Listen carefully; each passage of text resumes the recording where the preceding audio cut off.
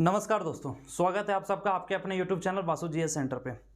आज के इस वीडियो में झारखंड सचिवालय के संबंध में जो भी कन्फ्यूज़न आपके मन में आ रहा है, बहुत सारे कन्फ्यूज़न इस प्रकार भी आ रहे हैं कि अभी रिसेंटली 2-3 दिन पहले एक्साइज कांस्टेबल का केस का सुनवाई हुआ और पेपर में इसके माध्यम से जानकारी दी गई है, जिसमें से सभी रद्द वैकेंसियों के बारे में बताया गया है। अब इस चीज़ को लेकर झारखंड सचिवालय की तैयारी कर रहे तमाम स्टूडेंट जो है वो अब सस्पेंस में पड़ गए हैं कि क्या उत्पाद सिपाही का जो केस है उससे झारखंड सचिवालय पे भी किसी तरह का कोई प्रभाव पड़ सकता है।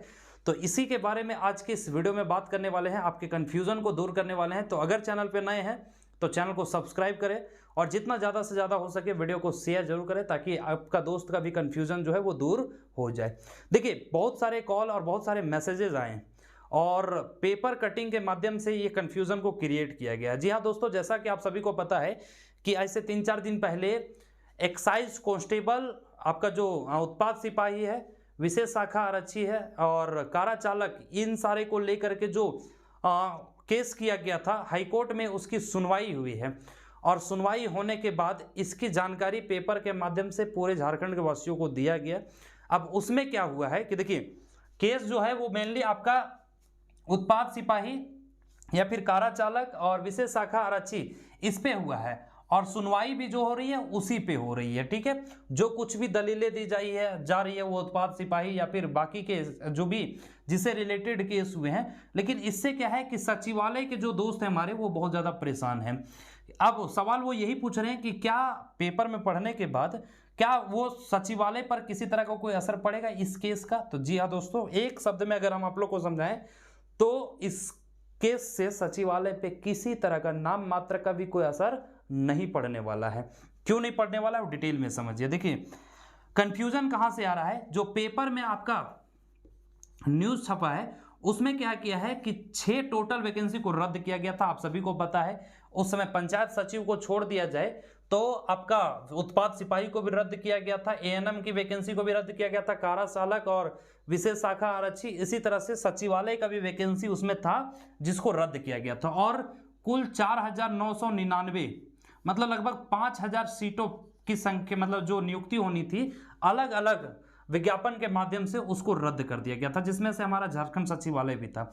तो पेपर में जो मेंशन किया गया है, देखिए, चूंकि वहां पे जब वकील जो है वो अपने दलील को जब दे रहे हैं स्टूडेंट के साइड से, तो उन्होंने अवगत कराया है ना जज साहब को कि देखिए, ये सिर्फ एकलौता उत्पाद सिपाही या विशेष शाखा आरक्षी या फिर कारा चालक का ही प्रॉब्लम नहीं है, उसमें टोटल 6 वैकेंसी, 6 विज्ञापन को रद्द किया गया था। ठीक है, और सरकार ने इसे क्यों रद्द किया इसकी कोई ठोस जानकारी नहीं दिया गया है। अब उन 6 में से एक जो वैकेंसी है उसका वो है झारखंड सचिवालय।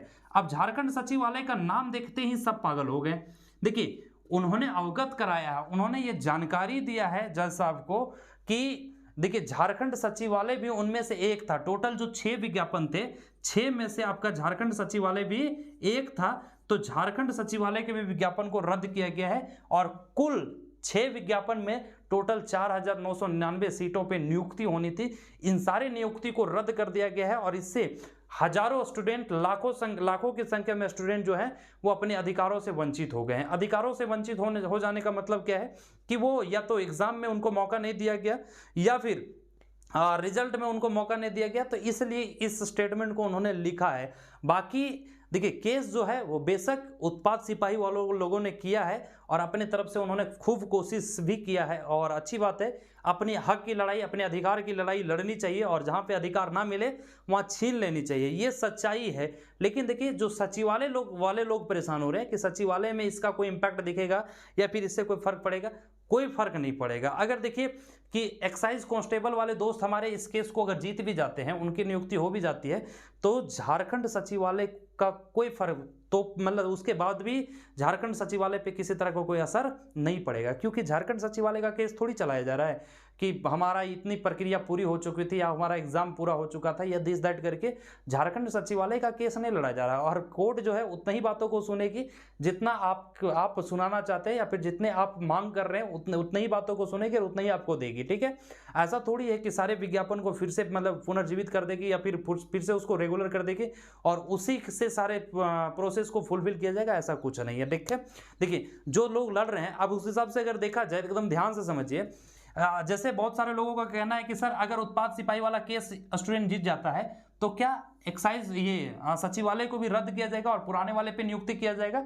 नहीं। अगर ये सिस्टम होता तो आप समझिए कि जब इससे पहले पंचायत सचिव वाला जो मैटर था, तो पंचायत सचिव वाला में आपने देखा था कि पंचायत सचिव वाले को भी उनका अधिकार कहां से मिला? कोर्ट से ही मिला।